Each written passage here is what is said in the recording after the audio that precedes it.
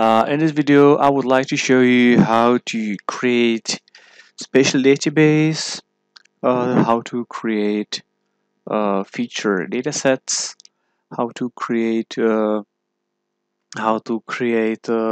feature layers, how to define subtypes, and how to digitize a map, a land use on a map. Okay, so here I have a map. It's an old cadastral map from 1848, so 150 years old. And on this map we can see different types of land use or land cover. Here we have houses. Here are houses that may be burned down, so made of wood, for example. These are gardens, grasslands, fields. The brown are fields. These are roads. The roads are polygons because the map is in the scale 1 to 2880. It's a special scale, but was used in that time. So everything is very detailed. So at first we have to set up the database. So we switch to catalog pane, or we have the catalog here. So we should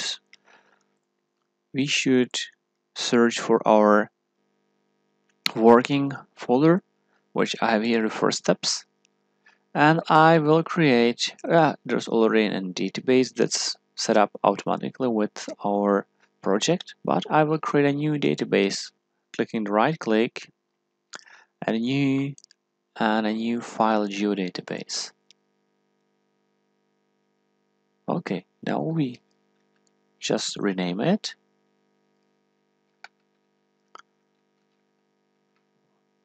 as land use.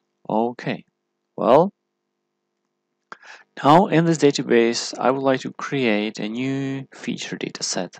The feature dataset will store all of my features. I can define topological rules within this database. I can define subtypes, and I will define a coordinate system that will be inherited by all the feature classes that I will create later on in this project. So here I create a new feature class.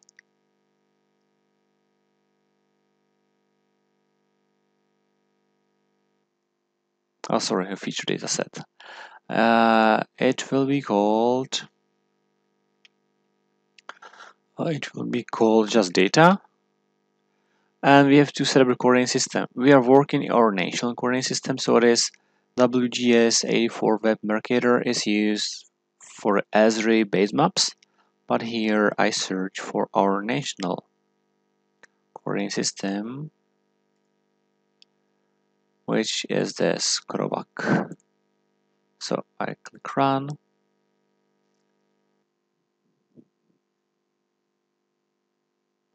And the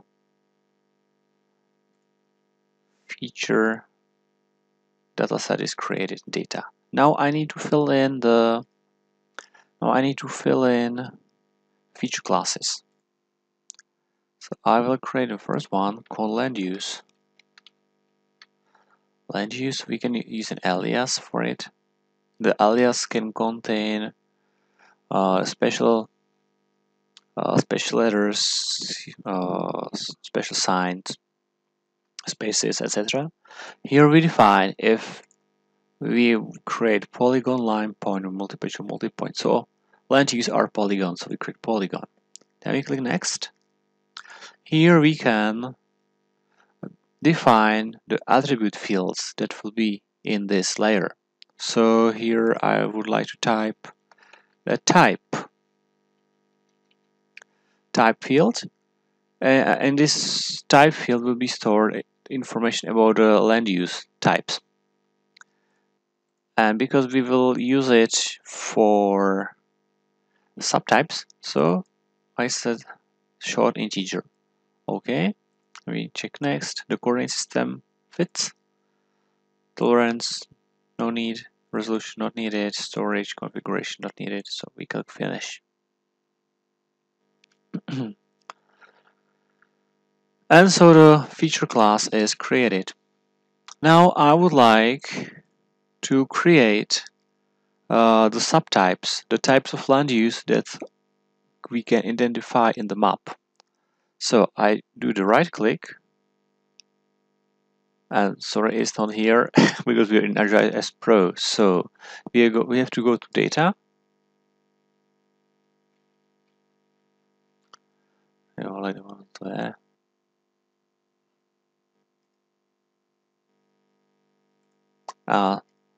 We do the right click, design, and subtypes. Here we go.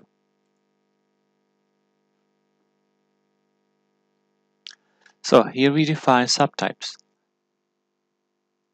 Here is a button, create manage subtypes. We have to select the subtype field.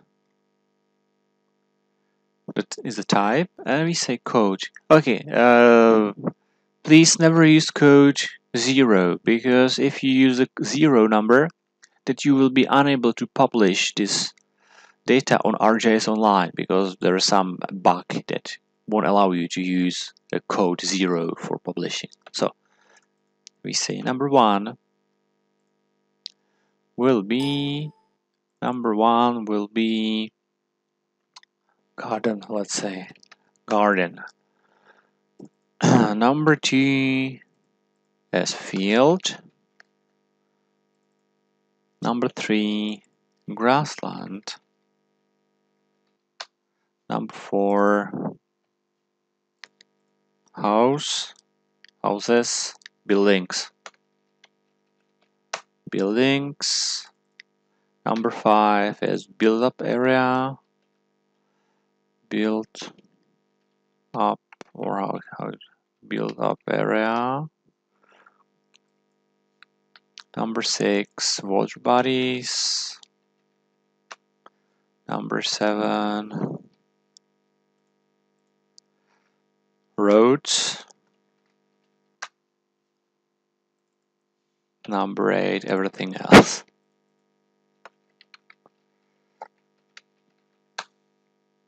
So, and here is the default subtype. It means that the subtype that we'll use, the most common should be the default. Let's say this will be the grassland. Okay, now we say OK. The subtypes are created and we have to click Save.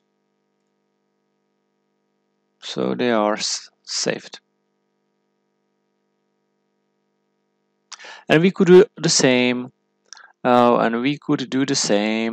with the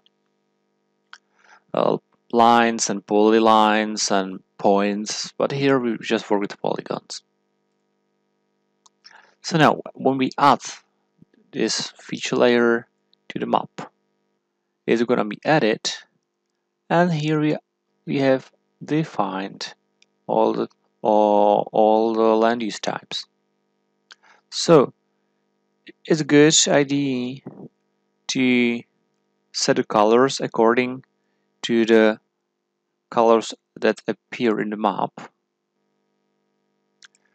So buildings are red.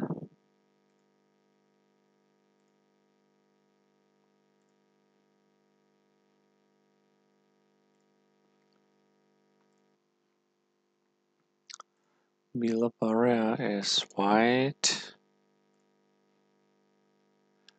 Everything else could be gray. Fields are brown. Gardens are green. Oh, dark green, sorry. Grasslands is okay. Roads.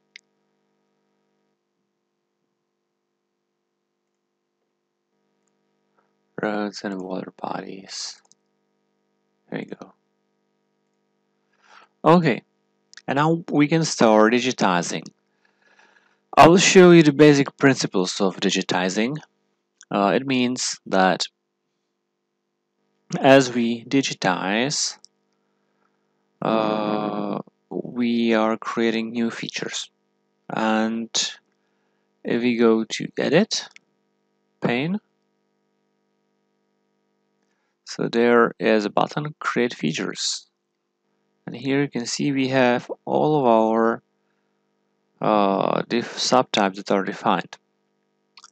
So, okay, just now I will try to show you, not in coherence with the map, how to digitize. So if I select grassland, so here I start drawing the grassland. Okay, I do it like this. And here I end digitizing with a double click. So here's a piece of grassland. It's not well digitized, but I would like to show you how to use it. Here is modify button. If I would like to modify it, so here are vertices. You can see if I click it, all the vertices that I have clicked are here, and I can move every single of the vertex to a new position to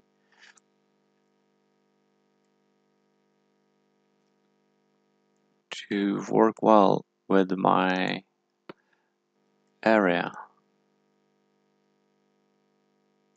And here you see we are missing some. So it should be possible to add vertex by right clicking. You see a new vertex appears. Here we can add one more here.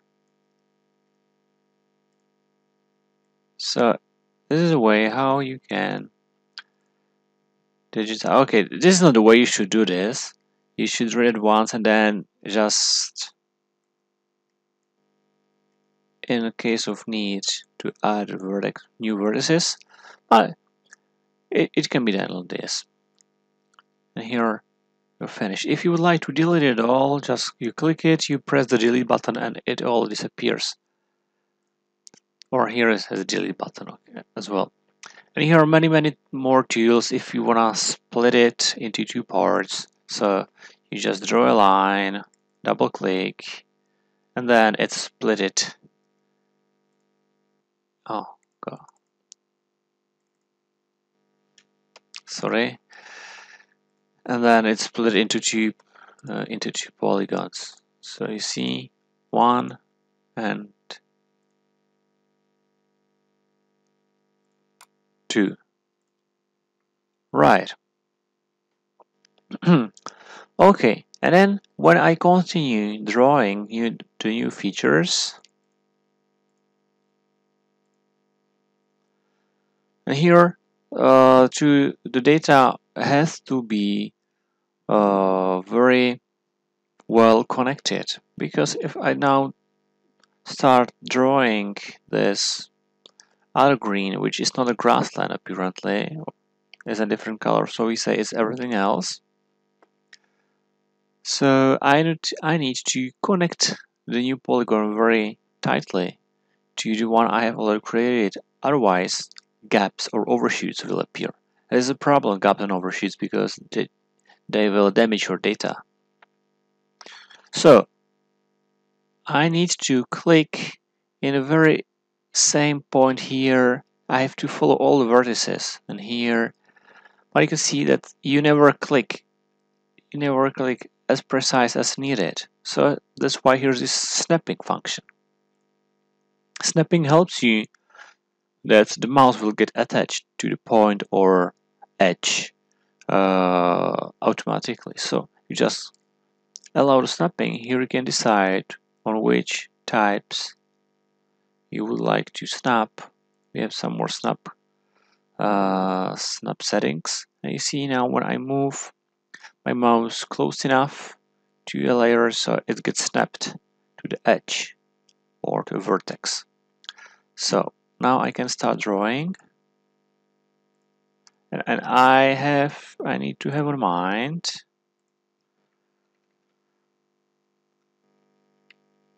I should have in mind that I have to click every single point in this map and to make the boundary the same. And now you can see I didn't make it well. You see that this this boundary is wrong, which means that I've created overshoots. Now it's up to me to modify it.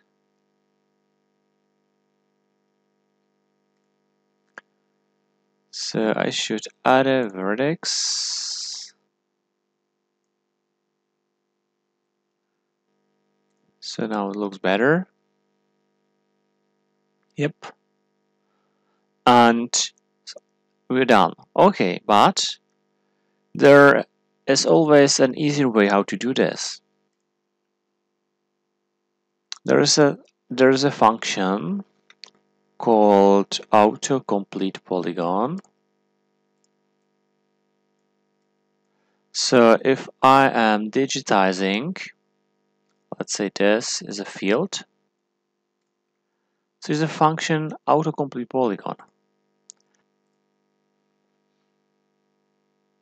Okay, so to use the autocomplete polygon function, we have to cross it like this from inside the adjacent polygon. We draw it again inside, and there it is. It's shrinked.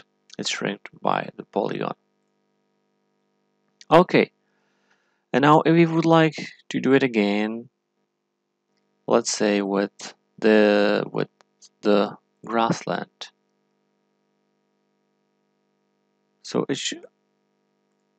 So we better draw it by hand like this.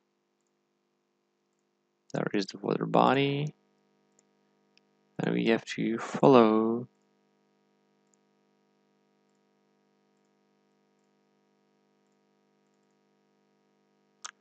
And there's a mistake. This has to be a garden, right? So I have to go to the attribute table.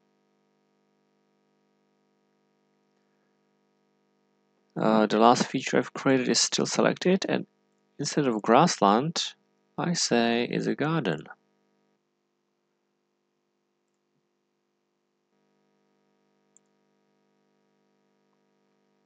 So here we go. So it's a garden. Okay. Now I go to edit, and I will save my edits. Yes.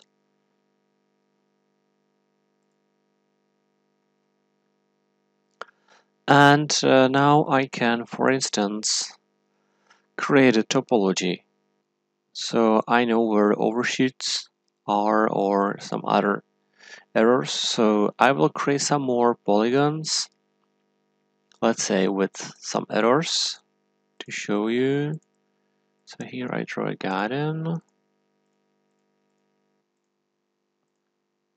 and here I do a overshoot by a mistake, and here is a water body, and I will there make, let's say, a kind of a hole in here. Okay, so I go to edit, I've saved it, and I turn back to the catalog pane, right click the feature dataset and check for topology. New and topology. Okay, here data topology. Okay, here are the rules. The topology rules, I show you that there is a lot of them. So here is a complete list of topology rules in ArcGIS. You can see that in the topology are used polygons, lines, and points. So for our polygons, there are some basic rules that you will use almost always, and this must not have gaps. So it checks whether there is a gap in between the polygons, and it mustn't overlap. These are overshoots. If there's an overshoot, it's an error, and you can fix it. Then you can see that every polygon must contain one point or contains points. You can see that here we have the points must be covered by endpoint of a line. or by boundary. So this all is checking your data integrity. It's very important to use it. Lines must not overlap, so this is that you don't double the lines, must not intersect, or must not intersect with, must be single part, so it must not self-intersect. So these are all important topology rules. Okay, and how do we do the topology here? So we have only polygons, so we define only must not have gaps and must not intersect. So we add a rule,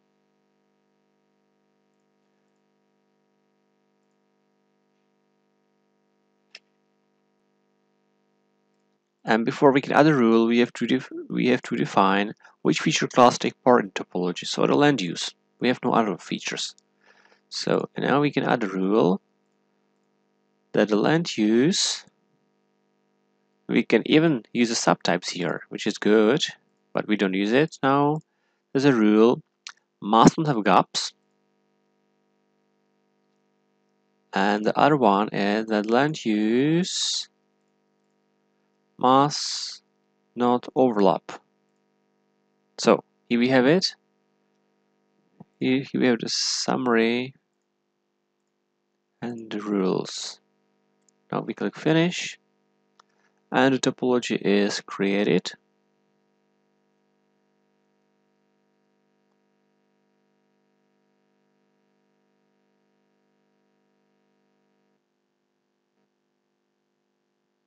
So here is the topology. We try to add a topology to the map.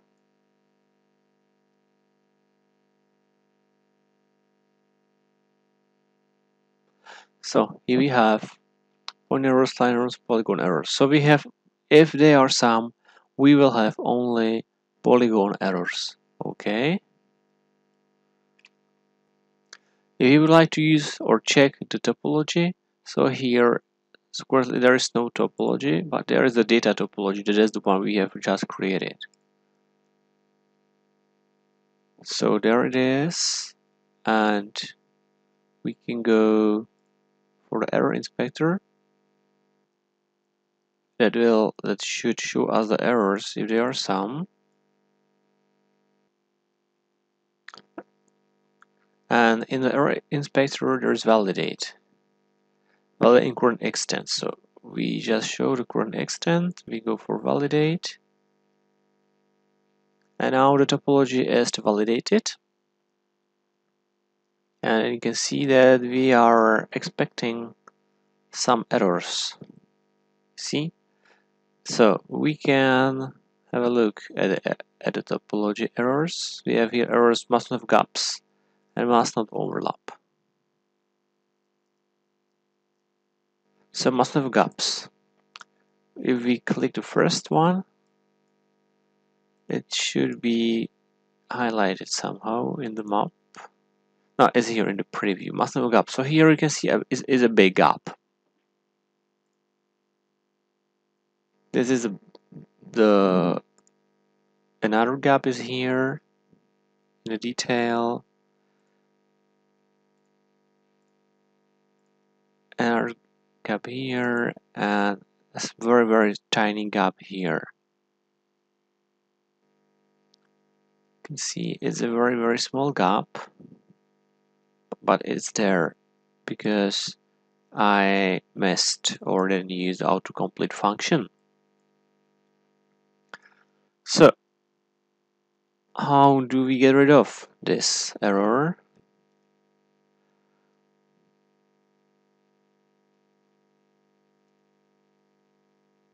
This must not have gaps, right?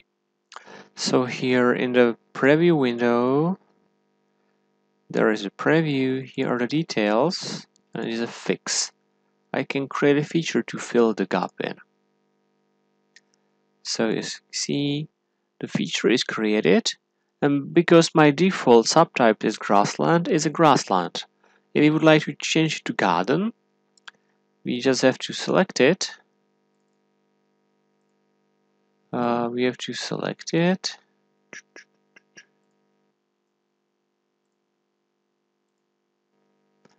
We have to open the attribute table.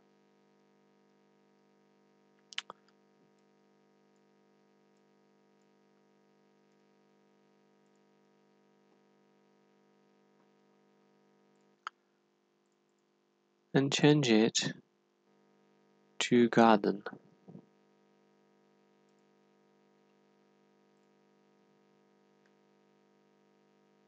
See, and now is a garden feature class. Okay, and this topology error is gone. We have here one big error, most of the gaps. The first one.